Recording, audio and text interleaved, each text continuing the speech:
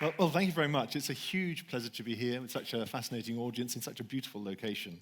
And it's also a great opportunity to talk about ideas which are actually radical and are, I guess, in a way, deeply contrarian. But I want to start by saying that as a psychologist, I'm really a reluctant contrarian. I never intended to be a contrarian. It's slightly shocking to be picked out as someone of a contrarian disposition who could talk at a meeting like this.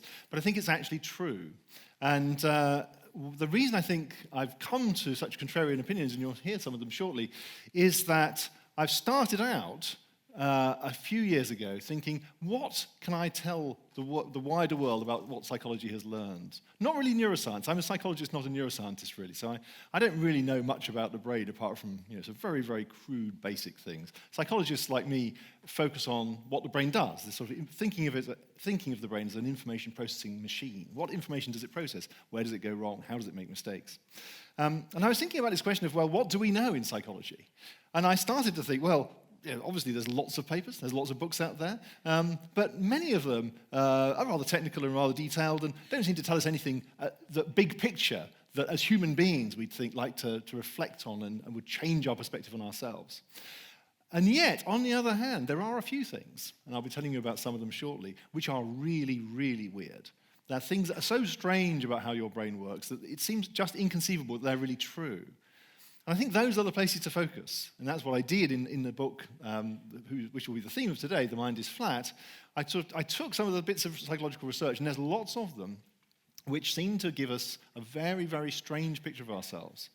And the odd thing is that, on the spirit of contrarianism, in a way, I could give those bits of the talk in a more detailed way to a normal psychological audience, and they'd say, well, that's not very contrarian at all. We all know that.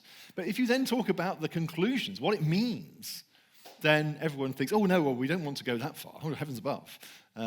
So there's a sort of strange disconnect between the things psychologists have found, or some of them, and the fact they don't really take their own conclusions seriously. So I want to take those conclusions seriously and think, yes, okay, let's just face the truth. We found out our minds work very differently from the way we imagine, and we need to face it. But also, I want to give that message to people outside psychology to give a sense of how we really work and how that might be useful for understanding how people perceive brands, advertising, other people, everything. So let me start. Oh, I should start with the picture of the cover of the book, of course, otherwise my penguin will be all over me. But The Mind is Flat is the theme of today, and I just want to give you a very, very brief hint, and it will all become much clearer later, but a very brief hint about what on earth could that mean. And at a very basic level, I think I want to give you a moment to ponder the assumption we tend to make about how our minds work at a very simple level. And just ponder this for a while, and then we'll just see how it stands up. And the sort of thought I think we all have is that if I say something, or if I take some action, you can query, why did you say that? Or why did you do that thing? And I can give you a story about that. I can say, well, I did that. For example, why am I here now? And you could answer that on a number of levels, but at a very basic level, well, I had the address written in my iPhone, and I followed the address, and I gave it to the taxi driver, and there's a little story about why I chose a taxi rather than tube, and I can tell that story. And you can take any piece of that story, and you can ask me more about it. And I'll say, yes, well, I thought it'd be very busy but then again, it's not very far from Marylebone, so blah, blah, blah. And you can query that further and further and further. So all the different justifications I give can also be queried. And I think the intuition we tend to have is that the way the mind works is by having a big set of beliefs and desires and motives and hopes and fears, all of which are lurking below the level of consciousness. I'm not actually aware of them until you ask me, but as soon as you ask me, out they pop. And you go, yes, well, I've thought about that, and the reason I did that was this, this, and this. Now, of course, in a post-Freudian world, we also have the additional thought that some of those motives, beliefs, and so on aren't actually consciously accessible, not because I haven't bothered to think about them, but just because they're somehow hidden, perhaps deliberately. So my mind may be repressing, putting aside, not wanting to face up to various beliefs and motives, desires, hopes, fears, etc. So as well as this enormous sea of beliefs and desires and so on that I can fish out, there's an even bigger sea of things that I can't fish out. So then, of course, you might say, well, of course, that explains why sometimes you do things and you can't explain them.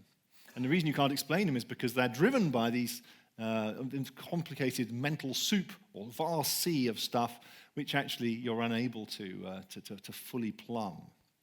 And I want to suggest that that entire picture is entirely 100% wrong.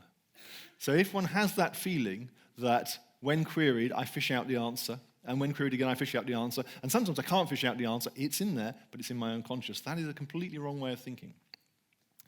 We are, however, extremely sophisticated, extremely smart beings. So in talking about the mind being flat, what I want to say is, don't think that below the surface of immediate conscious experience and immediate conscious activity, the mind is whirring away doing other stuff, which is much the same as conscious thought, but just not conscious. The only thinking you're doing is the thinking you're doing right now. Your brain is only able to do roughly one thing at a time, and it's doing the thing you think it's doing. It's listening to a talk. Its attention is drifting to something else. Whatever it is, that's what it's doing. It's not secretly doing lots of other things. And similarly, the belief you're considering right now, and thinking, do I believe that? Do I not believe that? Does that seem plausible? That's the only thing that is consciously accessible to you. And all the other things I've just mentioned, it's not that they're hidden. They're not there at all. They can ping into being as soon as you query them. If I ask you a question, out comes an answer. But the answers aren't, as it were, prepackaged. They're not lying about in an enormous library or a vast sea, just waiting to be prodded. Okay, this is all very well. You might think, well, I don't know if I believe that or not. Don't know if it makes any difference. So what you need, of course, is examples and a way to see why this would make a difference, why thinking of oneself as a much thinner, in a way shallower being than one imagines is interesting. But I do want to stress that the word shallow is a bit dangerous, because it makes shallowness sounds like a bad thing. I mean, who wants to be shallow? So one might think, crumbs, if we're all shallow, this is terrible news for humanity. And I want to stress, and we'll talk about this later, it's really, really the opposite of that. The reason we're such spectacularly smart, clever creatures is our creativity. In this audience, this is not a particularly difficult message to process, but for many audiences it is.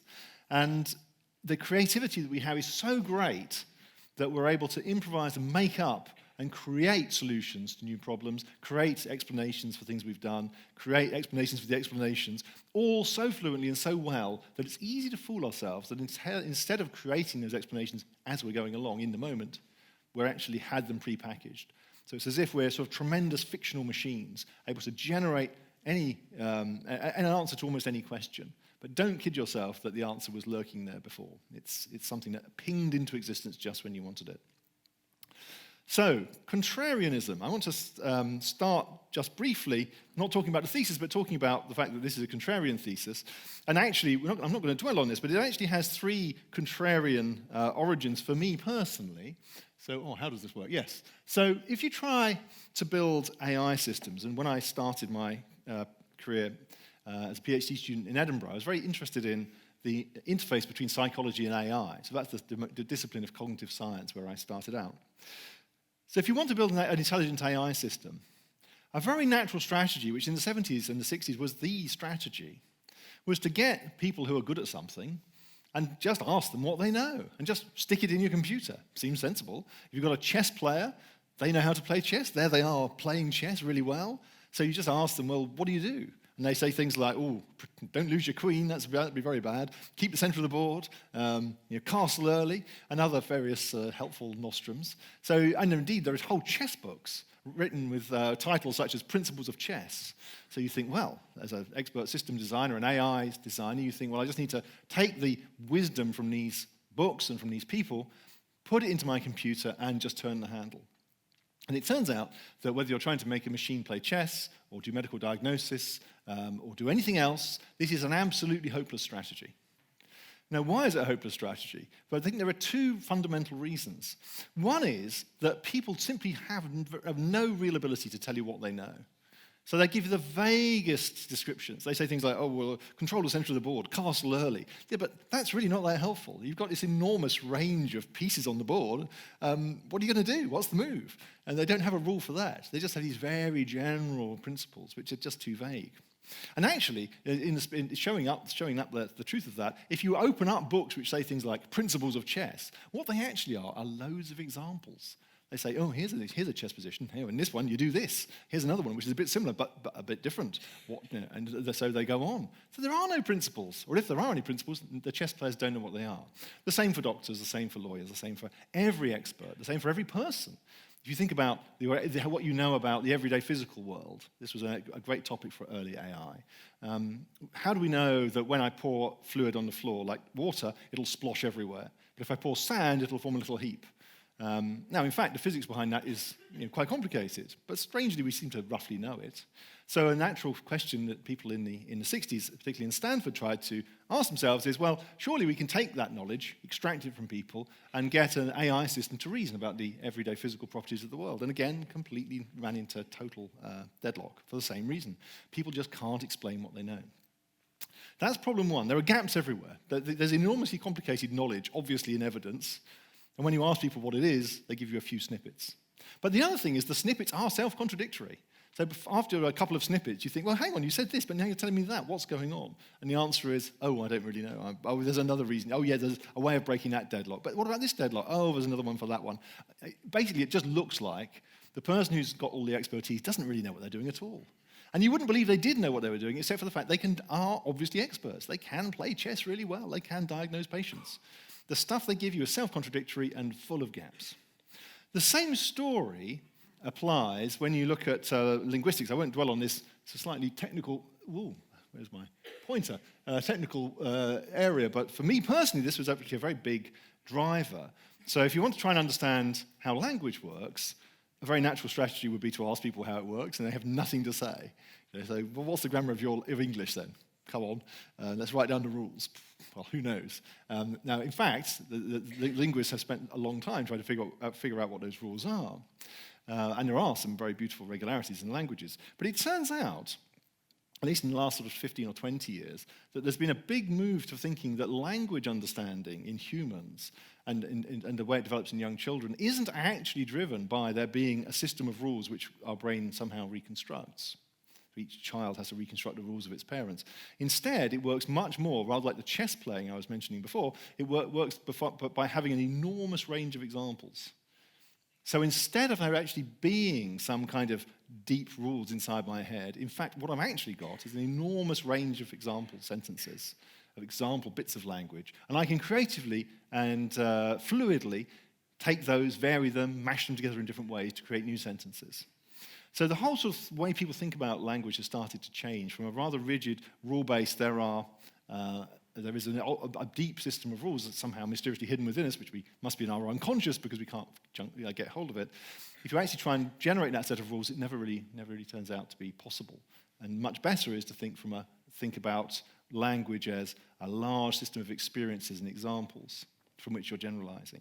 And indeed, the whole tradition, the whole explosion of statistical approaches in natural language processing, so the things that drive things like Google Translate or all the text-to-speech or just the chatbots and language understanding systems we interact with, they all work this way. They're not very good yet, but the only way they make any progress at all is by taking this very superficial approach. But it's clever. It's extremely clever, but it's superficial. You're not finding some kind of deep structure. Finally, I want to talk a little bit, just for a second, about behavioral economics. So the traditional perspective, as many of you will be very aware in economics, is to view individuals as what Tim Harford calls econs. So the idea is that I face the world with all its choices and opportunities with a complete understanding of all of them and a complete understanding of my own preferences. So I just look at the world with this state of total understanding. Then I do a massive calculation and think, yep, it's the Mars bar, right? After all, there's a million things I could do with this money, a million places I could go, but strangely, this Mars bar that's right in front of me at the service station is winning out. Weird but true, according to the econ perspective. Now, no economist really ever believed this. Of course they didn't. Everyone knows, as people, we wander about in a slightly chaotic fog, wondering what to do, seeing Mars bars, thinking, well, I'm hungry, and now they're not that nice, but I hadn't enjoyed them as a child. Let's try one. We do that kind of thing. In fact, I had a wagon wheel recently. I do not recommend this, but it was exactly that. It was there, sitting there in one of these meetings such as this, and there was a wagon wheel, and I had that sort of sense of, Wagon wheels, I remember them. It was not a very deep calculation with lots of utilities. It was a mistake, definite mistake. I should have calculated a bit further. But of course, in economics, people have increasingly started to pay attention to the fact that it's really important that we don't know much about the world. It's very important that we can't think very clearly about it. It's very important that we don't have a very clear sense of our own preferences. And so we have a much more behavioural perspective on human decision-making, which is much more driven by context and what's in front of us and what we're attending to. So it's a it's a massive shift away from this idea that inside me, really, I have this complete set of beliefs, a complete set of values. Of course, if you believe that story, the original story, that what I say and do is justified by a kind of limitless, almost, set of hidden beliefs and values and motives, then your task in life is to try and pin those down, find them out. So if you're an economist, you think, well, we need to give people lots and lots of choices in very long experiments, and we'll work out really, do they prefer apples or oranges, under what conditions? And we just have to try and drill it out of them by enormous amounts of experimentation. And that turns out to be an enormously difficult task. And you give people the same question in different ways, they give you different answers. So if you believe the old story, as I will pejoratively call it, if you believe the old story, you think, well, it's a bit strange. Every time we ask people the same question in different ways, they give us different answers, almost as if they didn't know what the answer was. But I think there must be a true answer in there. Let's keep experimenting. So you might start to think you need brain imaging. You might start to think you need deep therapy. You might think all kinds of methods are going to get to this true answer. And I want to suggest to you, don't worry, it's okay. There is no true answer. That's why we're jumbled and confused. We're making up the answers as we go along. Anyway, those working in those fields, which I have all of those really quite a lot over the last 30 years or so, has pushed me in the direction of thinking exactly as I've just stated it, actually searching for the deep inner truths within me, the deep beliefs, motives, completely coherent understanding of the world, which strangely I find difficult to articulate. Searching for that is the lost cause. In fact, instead, we should be trying to understand the way we hop around the surface, the way we skate along without having any of these deep theories, but nonetheless displaying remarkable intelligence and creativity in the process. So I want to start with an illusion. So we're now going to do some actual psychology. We'll creep in.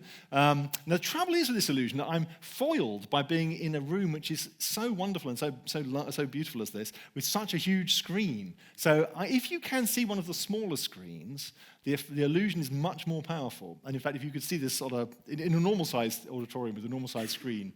So what you probably are not seeing, which is a bit disappointing, you probably think you can see a grid with 12 black dots on it, which I rather wish you couldn't.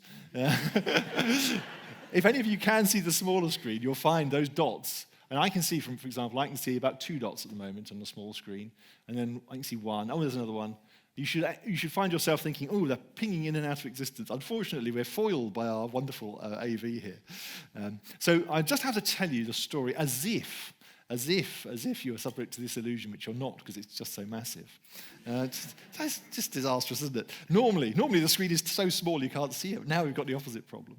So what you would find, or you will find, if you can see one of these screens, you'll find yourself thinking, oh, I can see a dot, one of the dots. The others are invisible. Oh, there's another dot. Oh, there's another dot. And sometimes you'll see a row of dots. Sometimes you'll see a vertical set of dots. Sometimes you'll see a square. But you won't see them all.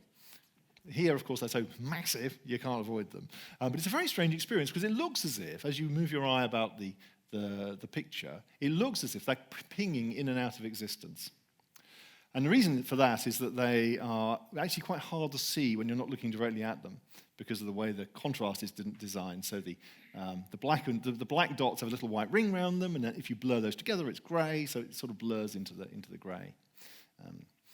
Now, that's an interesting phenomenon because what it tells you is, when using a small screen at least, what it tells you is that although you'd think it would be easy to take in a grid of 12 dots, under many conditions, it turns out we can only pick up a small fragment of them. And the fragments we can pick up essentially correspond to patterns. So you get things like a line, a square, a vertical, a diagonal. Now, those patterns are only perceivable because the brain is giving some extra oomph, as it were, to the low-level perception. It's saying, there's a line there, and that top-down understanding that there's a line gives a little bit of extra stimulus to the neurons that are picking up those individual dots. So the ones on the line are getting a boost from above, as it were, as well as a boost from below from the image. So you can see that line, but then you can't see anything else. And then you look at a vertical, then you look at a square. So when you're thinking of a particular pattern, that top-down boost makes that pattern visible, but everything else is not visible. And the other dots just don't exist for you. But your brain is also continually churning from one pattern to the next. So it doesn't just think there's a line, it thinks there's a line. Oh, no, there isn't. Now there's a vertical line. Now there's a square. Now there's something else. Now there's just one dot. Because the brain is continually searching for new patterns. It doesn't like sticking with the same pattern. It continually churns on. So there are two things I want to take from that. So much more persuasive if you have the real illusion working, but there we are. What I want you to take from that is, firstly, that our brain can only perceive one pattern at a time. And illusions like this make this visible. It's not normally. And that's a really strange claim. We'll come back to that. It's a really strong claim. One pattern at a time, but I mean it. And secondly, that the brain is continually re-engaging and disengaging to find new patterns. So we don't just lock down on one pattern and think that's the way I see the world. We're continually saying, oh, that's one way of seeing the world. Let's try again. Let's try again. Let's try again. We're continually searching, trying to disengage and re-engage and find new structure. So we're a simple pattern-finding machine which can find one pattern at a time, but we always want to find more than one. Let me show you an example which will work, mercifully, irrespective of the size of the screen. And this is showing you the one pattern at a time principle, but now not looking at patterns, but looking at colors, or looking at patterns, as it were, through colors. So now you see the two grids at the top. Are they the same, is my question to you. And if you look closely for a while, you'll come to the conclusion that there is no trickery here. They are, in fact, the same. But interestingly, it's really not obvious, is it? If I showed you two photos of a person and said, is that the same person? You think, well, that's easy, isn't it? Yes, they are, or no, they aren't. But this is really hard. And yet this is much, much simpler than something like a human face.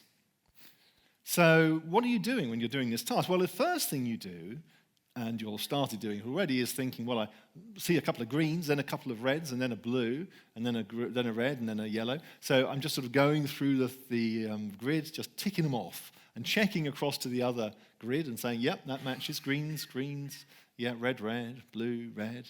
Yeah. So you can just check them off one by one. But you will almost certainly have started to use another cunning trick, and that cunning trick is to think about the colors one at a time. So you think to yourself, well, let's check the reds. Okay, have a look at the reds. You can suddenly see them, can't you? The reds ping into existence. You can see a little pattern of reds in that top square on the left, and you can see a little pattern of reds in the top square on the right, and they are the same pattern. And in fact, they are this pattern here. Okay, so you can think, I'll just check the reds. Oh yes, they're the same. Now let's check the greens, and you can see a green pattern, and it's this pattern here. And it suddenly pops out, and you can see that the greens do indeed match. And then the yellows, which are a nice little sort of arrow shape, and then a sort of a Y on its side for the blues. Now, what's lovely about that is that it turns out that when you are seeing the reds, well, in fact, maybe I should almost ask you, I won't actually wait for a response, but rhetorical question would be, when you're checking the reds, what's happening to the other colors? And essentially, from a brain's point of view, they've gone. Right? They're just a jumble of different colors. That's all it's representing. The brain has forgotten what the colors are. And if they changed while you were looking at the reds, if we changed those other colors, you wouldn't notice. Now, what you're able to do is to, as it were, shrink wrap. The people who invented this experiment call it use exactly this term. You put sort of shrink wrap plastic around all the reds, and everything else is forgotten. And then you see the pattern where the shrink wrap is, and you can see the pattern in the next grid, and you can see they're the same. But all the other colors are just gone, really. But then you can, of course, go through thinking, I'll think about reds, I'll think about greens, I'll think about yellows, I'll think about blues, one after the other. But when you're thinking about one color, the other colors are gone. You can even change the number of colors, and people don't notice that either. So here's another reason why. So let's look at symmetry for a second. Just do the second one. We won't do the more tricky rotation. That's a real challenger. So looking at the symmetry case, again, you can look at that and think, oh, it could be symmetrical. I don't really know. But just try the same trick. Think about the reds. Yeah. Think about the greens. Oh, yes, that's symmetrical, yeah. And the yellows, that's easy. And the blues, yep, I'm just doing it as I speak. Yep, no problem. I can tick them all off. So you're thinking again, one pattern at a time. Let's do the red pattern, let's do the green pattern, let's do the yellow pattern, blue pattern, or whatever. But you cannot do them at once. You can't think, well, why don't I just do all 4 patterns simultaneously? No, your brain can't do that. It can only do one pattern at once. And that is very, very surprising to us. Because when you look at those grids, you think, well, I'm seeing all the colors, I'm seeing all the shapes and patterns. I mean, I'm seeing everything, aren't I? Not really. No, you're actually just seeing one pattern at a time. Now let me give you another example, which is a very old example. And this is perhaps the example which is a paradigm of weird things that every psychologist knows but doesn't like to think too much about because the implications are so weird. So this is an experiment done originally in 1973 at MIT by George McConkie and Keith Rayner. And they did many, many later experiments, and many other people have done hugely interesting, varied experiments beyond this. But I just want to focus on the classic. So the experiment has the exciting name of gaze contingent eye tracking. So first, the eye tracking. What's that about? Well, eye tracking is a technology, you'll know, where you just look at where people are looking. So it's it's become a popular technology these days. But in those days, it was really hard. You actually had to clamp the head in position. And I've been in these eye trackers. It's really quite weird, actually. You have your head completely still because it's in a clamp, and you can't move about. And they shine a laser into your eye, and they look at the way the laser bounces out of your eye to work out where your eye is looking. Two infrared laser beams at different frequencies. It's a very subtle, clever technology. Very accurate, but not like the fantastically cool eye trackers we have now, where you can wear them and wander about. So this was primitive technology in a way, but still pretty accurate. Now what they did was they first of all, in a boring kind of standard way with eye tracking, just looked at where you look. So here is somebody reading a sentence, nothing surprising here. There's one fixation, the next one, the next one, the next one. So it's remarkable how little we actually see at any instant, even though blah, blah, blah. So here I am reading the sentence, and you can see my eyes hopping across word to word to word. Before I do the exciting bit, just observe an obvious fact that you're more or less reading one word at a time. If it's a long word, you sometimes read in 2 hops. And if it's a short word, you sometimes miss it out. But roughly speaking, 1 word at a time. And that's quite interesting in itself, actually, because that rather makes you suspect, hang on, maybe the brain can only process 1 word at a time, because words are patterns, aren't they? If we're a 1 pattern at a time creature, we're a 1 word at a time creature. And that's the first thing. But it gets really exciting when you introduce gaze contingency. So what does that mean? It means that what you see on the screen depends where you're looking. So what, in fact, they're going to do in this particular study is they create a little window of text, which is 5 characters before where you're looking and 10 characters after where you're looking. And everything else is X's. In some other variations, it's Latin. Okay? But X's is fine. Doesn't matter. And what happens is that little window of text hops along. There it is at one moment, because I'm looking here. Now it moves here, now it moves here, now it moves here, now it moves here, now it moves here.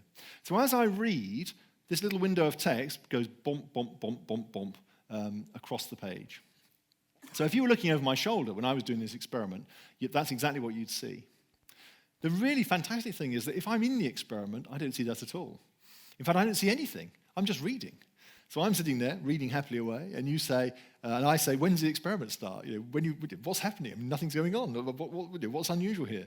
And you say, I have started the experiment, in fact. It's X's everywhere except for this little window. But you don't know that, because all you can see is that little window. So as you move your eyes around the page, everywhere you look, there's text, but no X's. You move it some more, no X's, just text. So it seems to you that the visual world is completely as normal. All the letters are there, completely as they should be. But in fact, it isn't. And the same would work for me now. We could do a lovely, because the technology has improved so much now, we could do a lovely version of that experiment in a lecture theatre where all of you were blobs with greyed out faces, blobby faces, just blurred, except for the one I'm looking at. And that would work fine. So I look at you now and I think, I see people everywhere in full detail with colourful clothes, and everyone is a recognisable human being. But actually, that's completely wrong. Every time I look at a particular person, they ping into existence, and I can see them. But all the rest of you are blurry. In fact, and it's true for colours too. So if I think, what colour's that jumper? Blue comes back the answer. But actually, if I'm perceiving that, I don't know what the colours of anything else is. It's a very, very striking thing. So you're seeing the world through a very much narrower window than you imagine. Now, just in case you're skeptical of this, I want to say two things. One is speed reading. We've probably all tried it in our time. Many of us have anyway. As a teenager, I got very excited by speed reading, and I did make a genuine attempt to get through War and Peace extremely quickly. It's pretty long. It's 1,400 pages, so even when you're speed reading it, it takes quite a long time. I don't think I got very far. But I set off with the speed reader's dream that once I've got this speed reading working properly, I'll be able to pretty much get the whole book into my head very, very quickly, just by running my eye roughly down the middle of the page. So I just focus on the center of the page and just go down and just sort of try and feel the flow going through me. Now, I had generally a vague idea what was happening in this book, but I knew there were various Russian families, the occasional battle, some love interest. I really didn't know much more than that. It was very confusing. Now, I possibly would have found it fairly confusing, even if I'd read it slowly. But my impression of War and Peace was coming, it turns out, from essentially a rather narrow stream of words. So if you'd just taken a stream of words from the middle of each line and just put them, arranged them in a normal linear form, so you just take almost all the words out of War and Peace, but you just say, take 40 or 50 words for each page, the ones down the middle, and you got me to read those. That's what I'm experiencing. So I'm just getting a few characters, a few names of battle, a few battle-y words, a few romance words, a few ballroom words, and I'm just streaming them through my head. And I'll have a vague sense of what's going on. What is not happening is that I'm somehow mysteriously taking in all those other words. I have a sense that I am, but that's a complete fiction. And however much I speed read, I'm never going to do that, because nobody has ever been able to read 2 words at a time, essentially. You can't do it. You're a serial reader. You read one thing, you're not reading anything else. So speed reading doesn't work, but the intuition that it does work is so powerful. And similarly, when you look at a page of text, you just have this sense that I can see all the words. They're all there. But you're wrong. They're not really all there. And this is an illusion we'll return to in a minute. But the other thing I want to give you as a bit of background, just in case you're thinking, this just can't be right, it's just too weird, is the following thing that you almost certainly have learned from school biology, but repressed. And that is that you know how there are 2 types of cell that pick up light, one for light and dark, and essentially detail, which is the rod cells. And there are cone cells that pick up color. And the cone cells are almost entirely concentrated in an area about that big. Okay, so about 2 degrees of visual angle. So if you're in my cone cell area, I'm looking right through this little hole here, I can see color. There's a little bit of color vision outside that and tapers off very, very fast. So in a visual periphery, I can see essentially no color at all. There are no color detecting cells. So the fact that you think, yeah, but the world's colorful everywhere, it's an illusion. And the other thing is detail. Almost all the cells of interest in terms of picking up detail are also in this little window. So detail collapses very fast. In fact, if you look at the number of cells in the retina as you go out from the middle of the retina, it goes like this. There's a huge spike in the middle, and then it tapers off phenomenally. So towards the edge, there are almost none. And indeed, the optics of the eye also mean that the image outside the center where you're looking is very blurry. Now, it doesn't look blurry, does it? I just think, no, but that's rubbish. I can just see everybody in complete detail. I am wrong. Right? There are no cells, and the image is blurry. It's just simply the way it is. So there's no wriggling out of it. It's not an experimental artifact. It's just this inevitable limit of the way the eye works. Now, why is that interesting? I think it's interesting because it's interesting in itself, of course. But the thing that really makes it interesting is the illusion. Why are we fooled? And I think we're fooled in a way that is very instructive, and will tell us when we talk a bit in a moment about things beyond vision, talk about beliefs and motives and so on. It'll carry over rather nicely. So the reason we're fooled is, every time I ask myself, what's that word, who's that person, what's that color, I can answer the question really fast. My eye flicks into action, brain grabs onto the material, and I can answer the question between, say, in 300 or 400 milliseconds. So really fast. So a few fractions of a second will do the job of telling me what color, what person, what word. So as soon as I ask myself a question, I can get an answer. So I think to myself, well, that answer was already there. It was already in my head. So I think, yeah, everything's there in full color and detail. Who says it isn't? And if I wonder, what color's the sign with the little man on, or what's the shape of that light? As soon as I ask myself, there's the answer. Green, octagonal. But it wasn't there before. So the trick, of course, is that if you can conjure up the answer so fast that there's no perceptible delay, your brain has the sense that it knew the answer already. So it's rather like a magician who starts finding rabbits all over the place. So say you point to a location, and the magician says, oh, there's a rabbit there, and an actual rabbit pit pops. And you point to another location, and they say, oh, yes, there's a rabbit there too, and a rabbit there too, and a rabbit there too. And you would have this sense, the illusion that, well, there are rabbits everywhere. Everywhere I point, there's just rabbits all over the place. The place is full of rabbits. But of course, the magician is fooling you, because they're just producing the rabbit where you ask them to. Right? They say, what about here? And then out comes a rabbit. But there wasn't actually, it's not a rabbit everywhere. And that conjuring trick is the thing that the brain is playing on us. Now, I want to suggest that that is not just true for perception. So in the next sort of 10 or so minutes, I want to give you some examples of how similar trickery is abroad when we're thinking about deeper things. That we think of them as deeper anyway, but they have the same principle behind them. So here's a lovely phenomenon some of you may know, called the Kuleshov effect, discovered by Lev Kuleshov, a Soviet film director in the early 20th century. So here is one of his stars, Ivan Muzukhin, and here he is doing understated acting of the most perfect kind, as you can probably see. It's very, very understated. And so here he is paired with a sad image of supposedly of a dead child. So just look at the two together for a while, and you feel the sense of grief, repressed and held back. But you can see it, can't you? You can see the grief in his face, and it's quite powerful. And here, on the other hand, he's doing a very understated hunger. And just looking, even his suit doesn't look very appetizing, but weirdly, you have the sense that he's looking hungry, isn't he? And you can see here, there's definitely lust lurking very close to the surface, but beneath the surface, because he's a very understated actor. So this is very odd, because clearly it's the same face, but nonetheless, the same face gets interpreted differently. Now, when we see this kind of example, we find ourselves thinking, well, intuitively, you think, well, he's obviously a very, very clever actor. So I've shown you it's not really acting here. But first of all, I should just say in passing, it's a really useful acting tip. So if you ever have to do any acting, a very good strategy is just to be completely impassive, maintain a kind of ambiguous expression, and then the audience will do the job. And I think we can all think of actors, I won't name any names, but we can think of actors who pretty much make a career out of doing exactly this. It's a winning formula. Still, and of course, the more understated, the deeper and more profound your engagement with the character is. It's just amazing how much you think, somehow, I don't know how they're doing it, but somehow they're conjuring up the grief. But it's so understated, it's wonderful. But of course, the wonderful thing is you. Right? You are doing the wonderful conjuring up.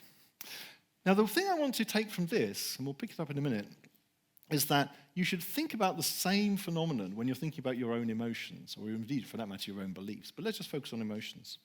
So here, we're looking at the emotional feelings of another person. But what about, how do I interpret my own emotions? Now, in reality, of course, I can't see my face most of the time, but I can feel stuff going on in my body. Not very much. Actually, we have very, very poor monitoring of our physiological state. And roughly speaking, and indeed one of the major theory of emotion says this is really all that's interesting. This is a little bit, people have different views. Roughly speaking, the core emotional state that I'm monitoring is twofold. One is like or dislike. So am I thinking, yes, I like this, I want to approach it, I want to grab hold of it, touch it, or just generally move towards it, engage with it more? Or am I thinking, oh no, I want to retreat? So that general kind of approach avoid dimension. And the other dimension, so essentially this is the brain deciding, do I want to engage more with this thing or run away? And the other dimension is just how adrenalized you are, right? So how lively you're feeling. So there's one extreme full of life and buzz, and the other practically asleep. So those two dimensions are more or less all you're picking up from your body, apart from things like pains and where your arm is and so on. Now, that's interesting, because that means that you're doing a kind of understated acting yourself. As you go through your life, your body is giving you extremely ambiguous, minimal signals And you're somehow interpreting those as, oh, this one's anger, oh, this one's amusement, this one's whatever. And it turns out that the trick that the brain is playing is exactly the same as it's playing on you here. So the body is giving you very understated signals, but your interpretation will be, I'm feeling very aroused. The reason is I'm really angry because somebody's been annoying. Or they've just told a joke. I think they're really funny. And there are lots of lovely psychological experiments, and I will talk about one later, but there are so many of them, where you fool people into misinterpreting their own emotion by playing around with their physiology. For example, by giving them adrenaline shots. In fact, let me just give you a total little flavor of that. One of the great experiments in the 50s in psychology, Schachter and Singer, involved giving people shots of adrenaline and then putting them in a room to wait for the experiment to begin. Of course, this was the experiment, but they didn't know that. And then the person who was with them waiting in the waiting room would behave either annoyingly or amusingly, and they would find that they interpreted that person as extremely annoying or extremely amusing because they'd had the adrenaline. If they were told, so the idea was, I've got this adrenaline floating around in my system, someone's behaving a bit weirdly, I think, well, I'm really reacting strongly to this in whatever way it is because of this adrenaline. If I'm told, oh, it's adrenaline we're giving you, you'll feel very buzzy and a bit weird, then the effect is much reduced. Because then I think you're being annoying, but I don't think I'm feeling angry. I think, oh no, I'm feeling buzzy because of this blasted adrenaline. But if I don't know that, if I don't realize what it is, I think, oh, I'm so angry. I'm really outraged. But I'm not outraged. I'm not outraged any more than Ivan Mazukhin is a wonderful understated actor. So you're making up your emotions as you're going along. You're inventing, you're interpreting. Just in the way you're interpreting the faces of other people, you have to interpret your own bodily state. And in particular, what's not happening with emotions is they're not welling up from within. So I want you not to think, I've got all these emotions, they're all in there, floating about, some of them not actually surfaced, and then occasionally one bursts through and is visible, and then it disappears again, and then another one bursts through. That's completely the wrong perspective. You're always an interpreter of your own emotions. We'll come back to an example. Let me just give you another face case here, just because it's just so remarkable, this. Here you can see a rather obscure Senator Jim Webb looking incredibly angry on the left. He looks extremely cross about something, and yet there he is looking triumphant. So things have improved greatly. It's all going to be good, because he's on to victory with a wonderful campaign team behind him and his keen supporters. Of course, you'll know immediately that these are in fact the same picture. And they're just, all I've done is blown up the face. But in one case, it looks like utter anger. In the other, it looks like triumph. Again, the context is everything. Let me give you now an example of choosing. So now we're getting to not quite buying something, but something a bit like buying something. So here we're going to give people faces. This is work done by Petter Johansson and Lars Hall at Lund University. And I almost could claim credit for this work. It's now become quite famous, because Petter used to work as a postdoc in my lab. But sadly, he did this experiment before he came to my lab. But I thought I'd like to brush over that where I can. So I'd like to get some credit by association. But this is work that I know very well. And we have done stuff together on this. But this is his and Lars Hall's idea. So what they do is they give people a pair of things. They don't have to be faces, but this is the most famous study. And they say, well, of these faces, which do you prefer? It doesn't have to be a particular reason, just whatever you like. And obviously, if the faces are fairly similar as they are here, people think, well, I'm not really sure, but maybe that one. And they pick one. And there they are, picking. So that's the one they prefer in this particular case. And then they are handed the card with that face, but blow me down, it's the wrong face. A card trick has been done. Experimenters don't normally do card tricks. This is a bit surprising. So the experimenter has fooled you. You've said, I'd like A, but they actually gave you B. Now, they do this occasionally. So you have, in fact, in this experiment, they did 32 trials, and on 29 trials, no trickery. Everything's absolutely fine. But on 3 trials, tricks were played. Okay? So you play the trick, and then you ask people what they make of it. And the first thing is that they mostly don't notice they were tricked. So even if you say, do you know, we sometimes play a trick on people. This is the trick. Do you think we played it on you? 75% of people say, no, you didn't play it on me. And 25% say, I thought there was something funny going on. There was something a bit weird. I didn't understand. I reckon you played the trick on me. Now, that's interesting in itself, but not super, super interesting. The super interesting thing is getting the explanations out of people. So you ask people why they chose what they chose, and they will tell you a story about it, whether it's the thing they actually chose or the opposite. And that story will be just as quick, just as fluent, just as elaborate, just as convincing. It'll refer to details of the face which are specific to that particular face. So they'll explain why I chose A rather than B, or why I chose B rather than A, on the basis of things that are special to the face that I didn't actually choose at all. There's something very wrong here. Now, it's something very wrong if you think that when I explain my choices, I'm, as it were, going back into my history and thinking, oh, yes, I thought this through, I've got a set of reasons planned, and I went through them, and then I chose. If you think that, it's very odd. But if you realize, no, you didn't, that's not how it worked at all. You've got no conscious access whatsoever to why you made that decision. And when I ask you, an explanation pings into existence. You cook one up in the moment. Just like if I say, what's that word over there far away, or what's the colour of that distant object, you immediately think, oh, well, I'll have a quick look. Oh, there's an answer. So if you ask me for an explanation, I can produce one. Ask me for another, I'll produce another one. If you ask me to justify why that explanation is convincing, it's all there. I can just keep going. We're all fluent explainers, but the explanations are being created exactly at the moment of explanation. They are not going back into your mental processes, to which we have no access whatsoever. Now going back a little to emotions, I want to talk about a lovely experiment by Dutton and Aaron. This is the 1974, going back to some of the classics in psychology. Again, I think people have sort of all known, but they're just not really quite taking them seriously. This is an experiment done in the University of British Columbia campus, and there's a high, scary, wobbly bridge, and here it is. And further down the creek, there's a low bridge, which is just a couple of feet above the water.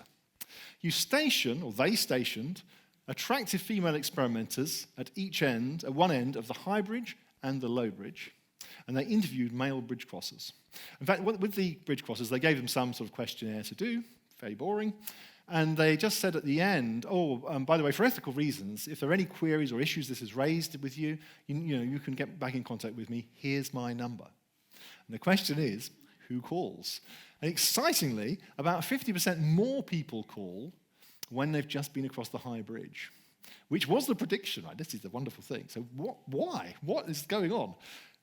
From this improvisational perspective, the fact you're making up your beliefs and your explanations and your decisions as you're going along, this makes perfect sense, because what's happening is you're walking across a high bridge and you're feeling a bit frazzled and a bit scared. Your body is now full of adrenaline. Now, as a male bridge crosser, you now meet an attractive female experimenter, and it could well be you think this is quite a nice person. But if you think they're a rather nice person, you've also got all this adrenaline. So you don't just think that, you think, wow. This is quite an extraordinary reaction. I mean, my goodness, there must be some real chemistry here. And you walk off with that impression, and having walked off with that impression, even days later, you may make the phone call. So you've changed your understanding of that situation. You've thought that's just some amazing thing about this person, and you've done it because you've misinterpreted your own adrenaline.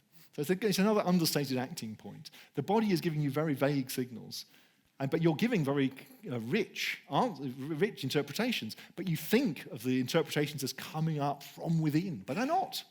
They're no more coming from within than your interpretations of Ivan Mazukhin's understated acting is coming from within. You're imposing it.